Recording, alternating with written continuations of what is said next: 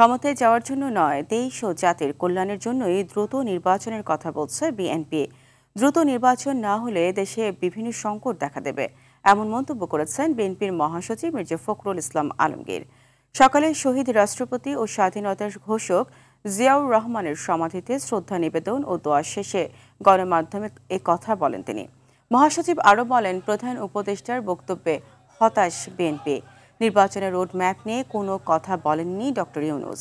আর মহান স্বাধীনতা দিবস উপলক্ষে প্রধান উপদেষ্টার ভাষণে জিয়াউর রহমানের নাম না উচ্চারণ করায় মির্জা ফখরুল বলেন, বিএনপি চায় না আওয়ামী লীগের মতো মুক্তিযুদ্ধের ইতিহাস কেউ বিকৃত করুক।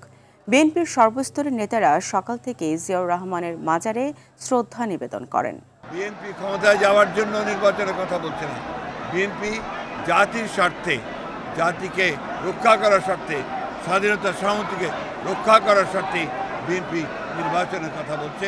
আমরা আশা করব অন্তর্বর্তীকালীন সরকার অতি দ্রুত তারা ন্যূনতম সংস্কারগুলো করে, অর্থাৎ যেগুলো নির্বাচনের জন্য প্রয়োজন তারা নির্বাচনের ঘোষণা দেবেন।